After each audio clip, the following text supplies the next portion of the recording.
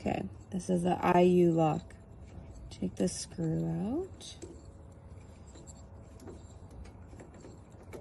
It's a little screw. Okay, take the boom.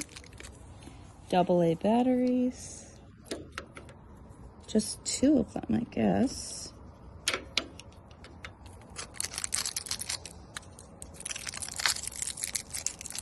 Everyone knows how to change a battery. Flat side to the squiggly side.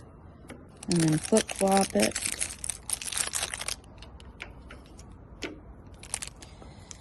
Put this back on. Screw back on.